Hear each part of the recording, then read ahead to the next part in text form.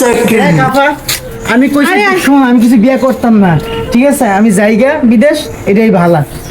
এইবার যে মেয়ে দেখতেছি কোনো সমস্যাই হইব না। শোন বোন, এবার কারো বিয়ে হইতো না, ঠিক আছে? আমি বিদেশ জায়গা, এটাই ভালো। শোন, এবার আর ওইরকম কিছুই হইতো না। যেই লোকের মাইয়া দেখতে যাইতেছি এই লোক হইলো আমার আব্বার বন্ধু, বুঝছ? এখন আব্বাই নাই, মাই নাই, এই দায়িত্ব আমারই পালন করতে হইব, আর নাহলে তোরে কেডাই বিয়া করাইবো। এইবার আর কোনো ঝামেলা হইতো না, তুই ল। তাহলে এবারে কিন্তু শেষবার, এবার বিয়ে না হইলে তো তোর আর আমি শুনতাম না। আয় চল, আয়। আচ্ছা চল। ফাঁকি ওরা আইতাছে। আসসালামু আলাইকুম। সালাম। আইছো বল এখানে বস। বোন, মা আসতে কোনো সমস্যা হয় না তো? না না আঙ্কেল, কোনো সমস্যা হয় নাই। মা ফাঁকি জি আব্বা। মেহমান আইসা বসছে, শরবত আর তোর বইনে নিয়ে বাহিরে আয়। আচ্ছা ঠিক আছে, আইতাছি।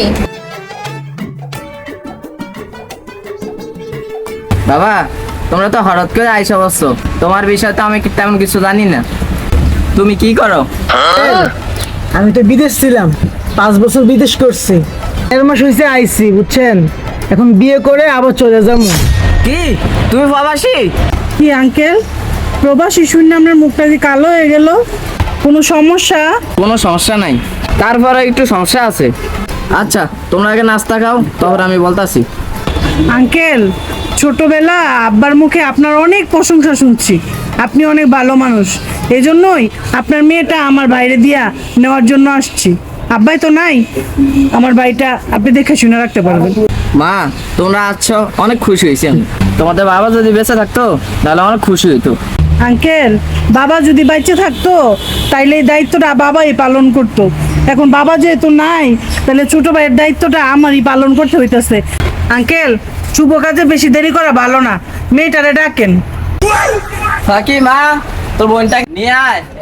আব্বা, আপু নাকি অগর সামনে যাইবো না। জন্য আসতো না, কি হয়েছে? আপু নাকি প্রবাসী ছেলের লগে বিয়ে করবো না।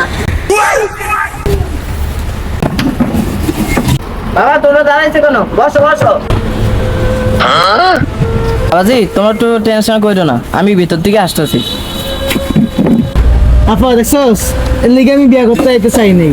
আরে তুই বেশি টেনশন করিস না, আঙ্কেল তো ভিতরে গেছে, একটা না একটা ব্যবস্থা হইবই। যে বাইর যাই ওই বাইর থেকে ফিরিয়ে দেয়। এবার যদি কোনো কিছু হয়, যদি না করে দেয়, তাহলে আমি কোনো ডাইরেক্ট বিদেশ যাবো গা।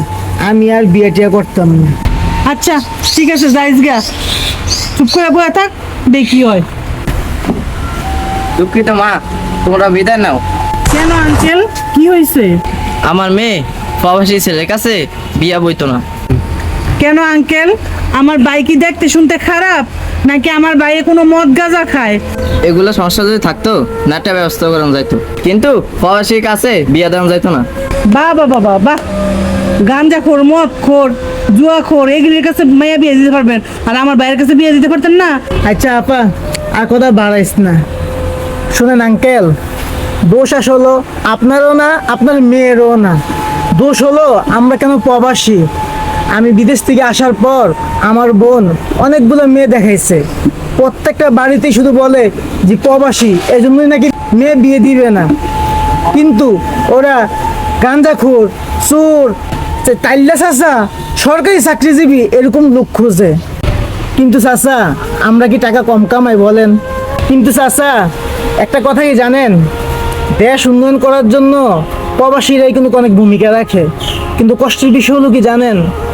দেশের মধ্যে প্রবাসীরা অনেক অসহায়, অনেক অবহেলিত। হ্যাঁ বাদ দে, চল। ঠিক আছে আপা, চলেন। ঠিক আছে কাকা, তাহলে ভালো থাকেন। হ্যাঁ, কত বললাম।